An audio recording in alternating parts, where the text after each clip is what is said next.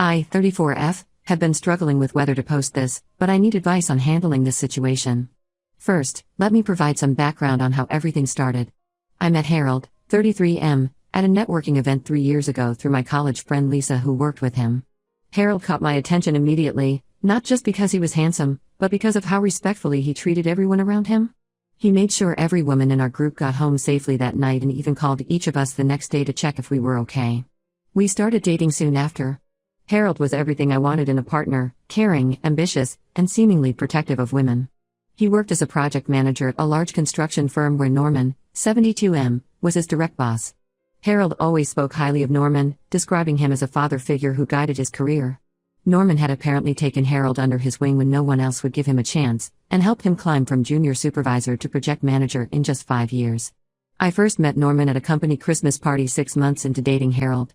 He seemed charming in that old-school way, always holding doors open, pulling out chairs for ladies, and making sure everyone's glasses were full.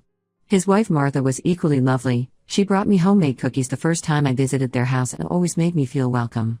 They had been married for 40 years and everyone saw them as the perfect couple. Harold proposed after 2 years of dating, and we had a beautiful wedding last summer. Norman gave a touching speech about how Harold was like the son he never had. Looking back, there were some red flags during the wedding that I ignored. My cousin Emma, 25F, told me Norman kept following her around and making comments about her dress.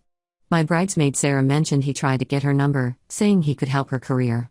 I brushed these off thinking he was just being friendly after having too much champagne. A month after our honeymoon, Norman invited us to spend a weekend at his beach house. Harold was ecstatic because apparently Norman rarely invited employees to his private residence. The invitation felt like we were being welcomed into their family. The beach house was gorgeous, right on the water with a private pool and stunning views. The first day went perfectly. Martha made her famous lasagna, we went swimming, and spent the evening playing board games. Norman was the perfect host, sharing funny stories about Harold's early days at work. I started feeling guilty about ever doubting his intentions based on the wedding incidents. Everything changed on the second evening. Norman announced he had made dinner reservations at an upscale restaurant to celebrate with some of their close friends. I wore a knee-length black dress with long sleeves that had a small teardrop cut out near the collarbone. It was one of my favorite dresses, elegant but not revealing at all. Martha even complimented me on my choice, saying it was perfect for the restaurant. At the restaurant, I somehow ended up sitting directly across from Norman. Throughout dinner, I kept catching him staring at my chest area. At first, I tried ignoring it, thinking maybe I was being paranoid. But then he started making comments like how he had the best view at the table and kept trying to catch my eye. I felt increasingly uncomfortable but didn't want to create a scene at this fancy restaurant with his friends. The air conditioning was strong, so I tried putting on my jacket. Norman loudly said, "Don't hide the view from me, darling." His wife Martha seemed embarrassed and told him to behave, but Harold just sat there silently, focusing on his food. As the night progressed and more wine was served, Norman's comments became more frequent and inappropriate. He kept finding excuses to brush against me when walking past, and once even put his hand on my lower back while pretending to squeeze past my chair. The worst part came during goodbyes. Norman insisted on hugging everyone, but when he got to me, his hands wandered much lower than appropriate and he tried pulling me closer. I immediately stepped away and stayed glued to Harold's side for the rest of the night. In the car ride back, I was shaking with anger and humiliation. When we got to our room, I told Harold how uncomfortable Norman's behavior made me feel. To my shock, Harold defended him, saying Norman was just being friendly and that's how he is with everyone. When I brought up the inappropriate touching, Harold suggested maybe I had too much wine and was misinterpreting things. We had our first major fight as a married couple that night. The next morning, we left early using work as an excuse. Martha called me later that week to apologize for Norman's behavior. She revealed that Norman had a history of being inappropriate with younger women, but everyone ignored it because of his position and age. She had tried talking to him about it multiple times, but he always dismissed her concerns. She warned me to be careful around him but begged me not to tell Harold about our conversation as it would create problems between him and Norman. Over the next few months, I avoided any gatherings where Norman would be present. Harold seemed to understand initially and declined several invitations from Norman. However, last week Harold casually mentioned that Norman was having a big birthday celebration at his beach house and he wanted to attend. When I reminded him why I wasn't comfortable with Norman, Harold got defensive and said I was being controlling. He claimed Norman was just trying to compliment me that night and I was overreacting. He even brought up that Norman was his mentor and friend long before he met me. We had another massive fight where I told Harold how violated and unsupported I felt when he didn't stand up for me. Harold eventually apologized and said he wouldn't go to the party. But yesterday I discovered he had already RSVP'd yes for both of us weeks ago. When confronted, he said he thought I would change my mind by then. The most frustrating part is Harold's double standards. Just last month, when a male colleague called me busty at work, Harold was ready to confront him immediately. He said no man should talk about his wife's body like that. But apparently when his 70-year-old friend does much worse, it's perfectly acceptable, and I'm just being sensitive. I don't know how to make Harold understand that maintaining a friendship with someone who sexually harassed his wife is not okay. I'm considering staying with my sister for a few days to clear my head. Any advice would be appreciated. Update 1: I want to thank everyone for their supportive comments and suggestions on my last post. The situation has taken several unexpected turns that I need to share. Despite our agreement and his promise that he wouldn't attend, Harold went to Norman's birthday party last weekend. He didn't tell me directly. Instead, he made up a story about going fishing with his work friends. I would have never known if my sister hadn't seen photos of the party on Facebook and sent them to me. The photos themselves were infuriating enough. Harold was laughing and socializing with Norman like nothing was wrong. But what really got to me were the pictures of young women at the party, most likely employees' wives and girlfriends, who looked visibly uncomfortable around Norman. One particular photo showed a woman in her 20s trying to step away while Norman had his arm around her waist. Another showed Norman showing something on his phone to Harold, both of them laughing while looking at the screen. When Harold came home that evening smelling of expensive whiskey, Norman's favorite, I confronted him with the photos. Instead of showing any remorse for lying, he immediately got defensive and angry. He accused me of spying on him and said I had no right to monitor his activities through other people. According to him, he only lied because I was being unreasonable about his friendship with Norman, and he needed to maintain good relations for his career. That's when Harold revealed something he'd been hiding for months. Norman had offered him a position as partner in his new construction venture. The salary was nearly double what Harold currently makes, plus a significant ownership stake in the company. Harold admitted he'd been discussing this opportunity with Norman since before the beach house incident, and that's why he couldn't risk damaging their relationship over what he called a misunderstanding. He tried justifying everything by saying Norman's behavior was just old-school friendliness, and that I needed to learn to handle such situations better if we wanted a better future. He even suggested that my inability to adapt to different workplace cultures might hurt my own career someday. According to Harold, successful people in the construction industry sometimes have different social standards, and we need to accept that for professional growth. Worried about what this meant, I called Martha the next day. I needed to understand more about this business venture and why Norman was suddenly so interested in making Harold a partner. What Martha told me made my blood run cold. Apparently, this wasn't the first time Norman had made such offers to young employees with attractive wives or girlfriends. She revealed that 3 couples had moved away from the city in the past 5 years after similar experiences. According to Martha, Norman would first identify ambitious young men with attractive partners. He would mentor them, gain their trust, and then offer them lucrative business opportunities. Once they were financially dependent on him, his behavior toward their wives would escalate. Martha sounded exhausted and defeated as she shared this information. She warned me to be very careful and said she wished she had spoken up years ago. When I tried sharing this information with Harold, he completely dismissed it. He accused me of conspiring with Martha to sabotage his career opportunities out of personal jealousy. He claimed Martha was just bitter because Norman spent more time at work than with her, and that she'd been trying to cause problems in Norman's professional relationships for years. Our argument reached new heights when Harold casually mentioned that Norman and Martha wanted to host a dinner at their house to discuss the business proposal in detail. He had already accepted without consulting me and expected me to attend and be civil because this was about our future. When I refused to go, Harold implied that my unwillingness to tolerate minor discomfort for his career growth showed I wasn't truly committed to our marriage or our future. That comment was the final straw for me. I packed enough clothes for a week and drove to my sister's house. Harold has been alternating between flooding my phone with apologetic messages and sending angry texts about how I'm overreacting and ruining his big chance. His messages ranged from "I love you," "please come home," to "you're being selfish and childish about this whole thing." Yesterday, things escalated further when Norman showed up at my workplace unannounced.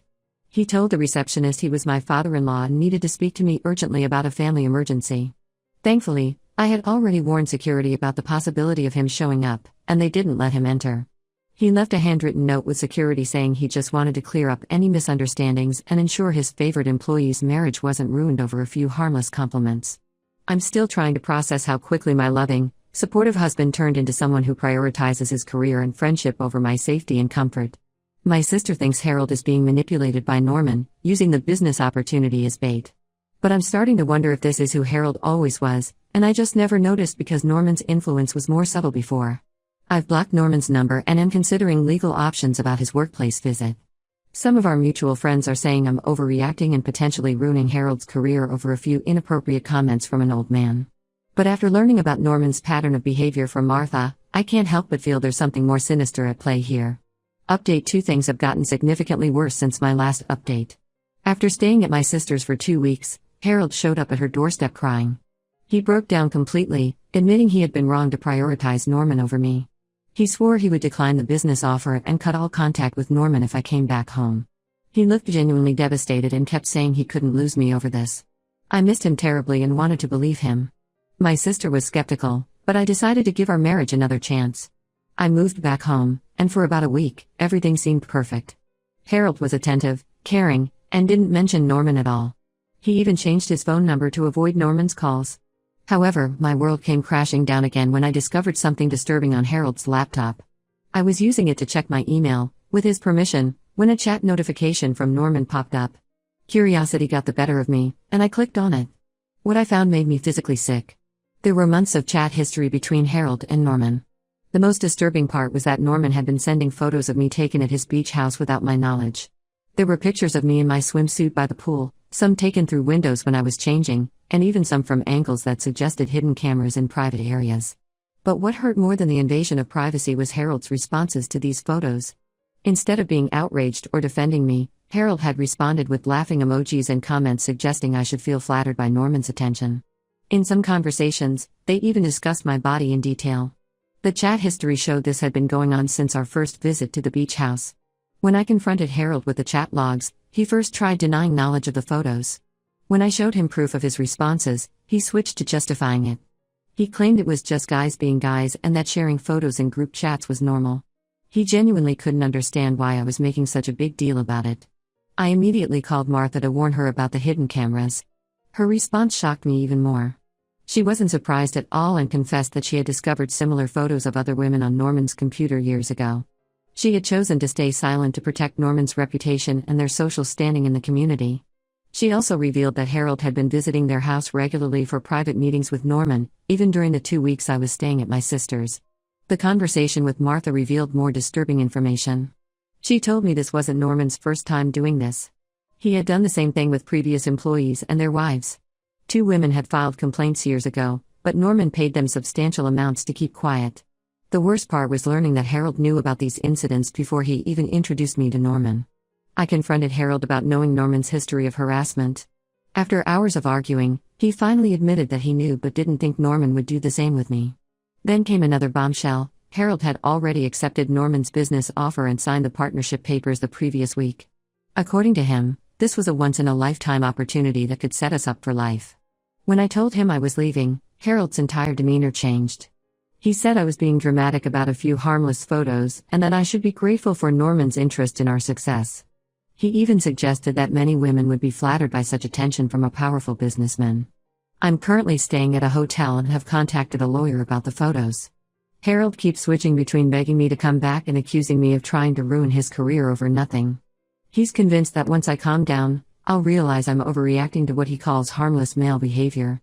My sister wants me to file for divorce immediately, but I'm still in shock that the man I married could betray my trust like this.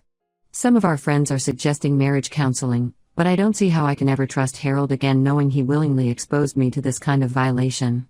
Update 3: Many people have been messaging me asking for an update, so I wanted to share how everything concluded. After discovering the hidden camera photos, I filed for divorce immediately.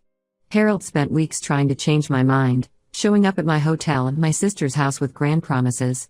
He claimed he would quit the partnership with Norman, move to a different city, and even offered to buy me my dream house. But I couldn't get past his betrayal. What cemented my decision was new information from Martha. She found old text messages between Harold and Norman from before our first beach house visit.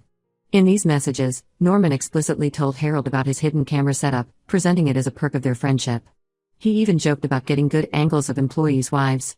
Harold had responded enthusiastically, saying he couldn't wait for our visit. The divorce proceedings revealed even more disturbing patterns.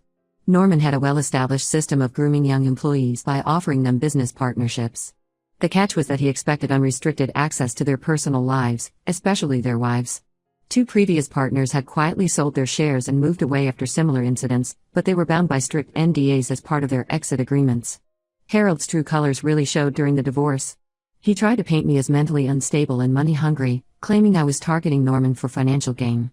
He told everyone I had seduced Norman and was now trying to extort him. But the evidence was too strong. The photos, messages, and Martha's testimony helped me get a restraining order against both Harold and Norman. The most painful part wasn't losing Harold or the marriage, it was realizing that the man I thought would protect me had willingly served me up for harassment to advance his career. He knew about the cameras before taking me to that house. He read Norman's messages about me and laughed. He watched me struggle with anxiety after the dinner incident while secretly encouraging Norman's behavior. Martha finally found the courage to leave Norman after 40 years of marriage. She's now helping me build a case against him, reaching out to other women he harassed. Several former employees' wives have come forward with similar stories, though some are still afraid to speak publicly due to their husbands' careers. Harold is still working with Norman. I heard they're planning to expand the business to other cities. Some mutual friends have sided with Harold, saying I'm vindictive and destroyed a good man's life over some harmless photos. Others have completely cut ties with both Harold and Norman after learning the truth. I moved to a different city for a fresh start. The legal proceedings are ongoing, but I'm focusing on rebuilding my life.